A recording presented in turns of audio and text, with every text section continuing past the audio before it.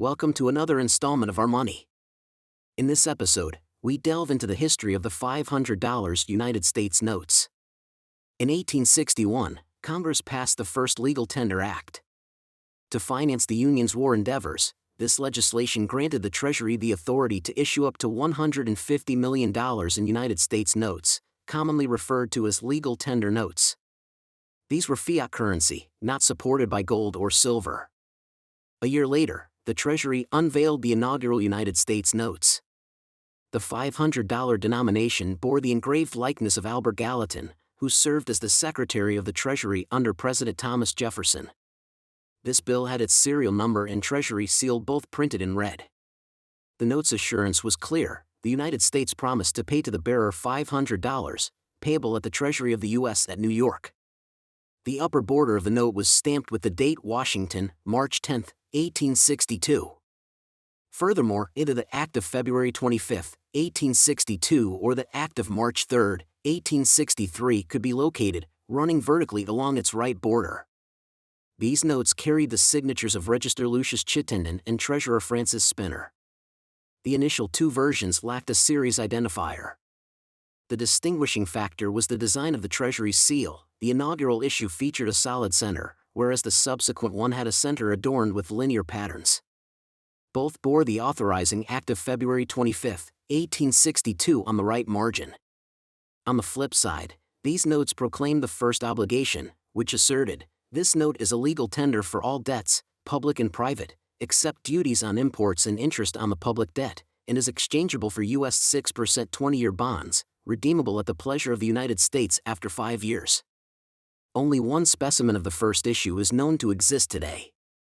The third edition introduced the label New Series 1 overlaid on the Treasury's seal.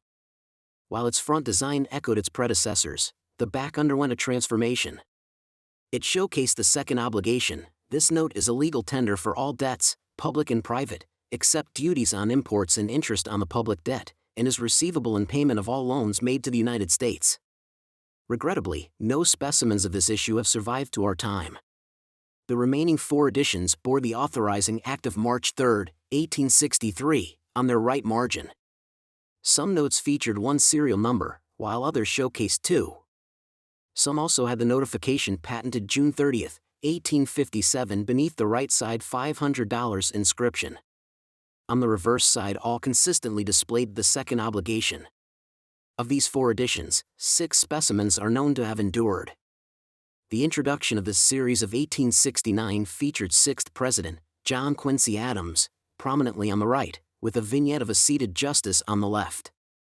The assurance on the note was reworded to, "The United States will pay to bearer $500. Adjacent to the President's portrait, a red Treasury seal was emblazoned, and on the opposite side of the vignette of justice, a singular red serial number was positioned. Atop the Justice vignette, the note proudly bore its identification as part of the series of 1869. The note's upper margin reiterated its validity, declaring, "This note is a legal tender for $500. Along the bottom edge, it was branded a Treasury note. Positioned directly above this label were the endorsements of Register John Allison and Treasurer Spinner. On the immediate left, the authorization, Act of March 3, 1863, was printed. Upon turning the note, its obligation was clearly spelled out: "This note is a legal tender at its face value for all debts, public and private, except duties on imports and interest on the public debt." Furthermore, a stern warning was aimed at potential counterfeiters: counterfeiting or altering this note, or passing any counterfeit or alteration of it, or having in possession any false or counterfeit plate or impression of it, or any paper made in imitation of the paper on which it is printed is felony, and is punishable by $5,000 fine or 15 years imprisonment at hard labor or both.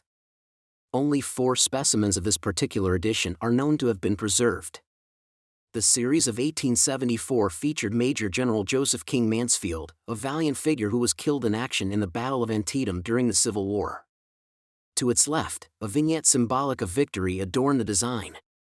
The note's center was dominated by a pronounced 500, beneath which were 2 artfully rendered red-lettered Ds encasing a similarly stylized 500. This usage of the letter D, representing 500 in Roman numerals. The note's guarantee was stated as, "The United States will pay to bearer $500. blue serial numbers were positioned on the upper right margin and beneath the Victory vignette. Adjacently, to the right of Victory, the Treasury seal was printed in a radiant red. Nestled above this seal was the enabling act of March 3, 1863, and immediately beneath it, the designation series of 1874 was inscribed. Along the left margin, the note reiterated its worth. This note is a legal tender for $500. For this series, Register Allison's signature appeared to the right and Treasurer Spinner's to the left. The note's reverse underwent a comprehensive revamp. The obligation and the counterfeiter's warning migrated to the left side, with the text itself remaining consistent. From this distinctive series, history has preserved but a singular specimen. The series of 1875 largely retained the previous design. The labeling for the series remained consistent, positioned as before. A notable addition, however, was a circular red series 1875A, positioned on the upper left of Major General Mansfield's portrait. Register Allison and Treasurer John New's endorsements graced the note, reverting to their customary placements. From this specific release, history has left us with a solitary surviving example. The subsequent edition in the series bore the signatures of Register Allison and Treasurer Albert Wyman.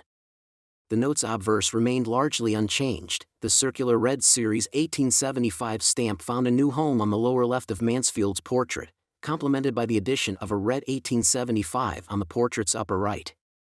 Only a single known specimen stands testament to its existence. Transitioning to the series of 1878, the design largely retained its familiar features. However, the series identifier, Series 1878, was newly presented as a semicircular inscription located to the right of Justice's head. Both the circular series emblem and the loan date, which had previously adorned Mansfield's portrait, were omitted. The signatures for this edition came from Register Allison and Treasurer James Gilfillan. On the reverse side, the design remained consistent, save for the addition of series of 1878 on both the left and right borders. Of this particular edition, a mere 6 specimens are believed to remain. Regrettably, history has left us with no examples or images for the initial 4 releases of the series of 1880. These elusive notes would have carried the endorsements of Register Glennie Schofield and Treasurer James Gilfillan, followed by the pairings of Register Blanche Bruce with Treasurer Albert Wyman, and then Register William Rosecrans with both Treasurer Conrad Jordan and his successor, Treasurer James Hyatt.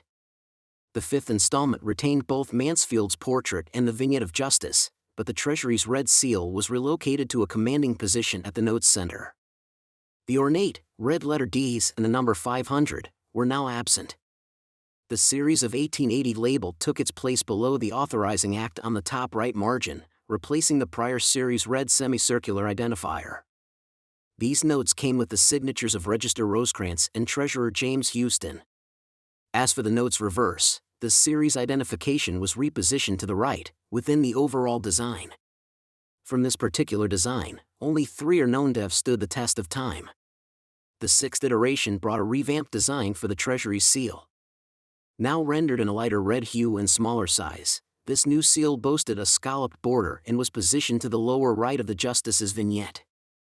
These notes were distinguished by the signatures of Register Rosecrans and Treasurer Enos Nebecker. A scant 2 specimens are known to be extant.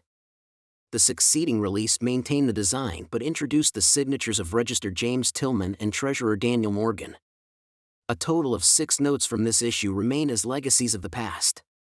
The series' 7th edition came adorned with the endorsements of Register Blanche Bruce and Treasurer Ellis Roberts, with the rest of the design remaining consistent. A mere 5 examples of this note endure in the present day. The subsequent version introduced the signatures of Register Judson Lyons and Treasurer Roberts. From this iteration, only 5 notes are acknowledged to remain. The 9th and concluding issue remains lost to the sands of time. These notes would have showcased the signatures of Register James Napier and Treasurer Lee McClung. Between 1911 and 1912, the Treasury halted the issuance of $500 United States notes. By that time, nearly $252 million in this denomination had been printed. We hope you've enjoyed this expedition through the history of a denomination now retired from circulation. Always remember, stay curious.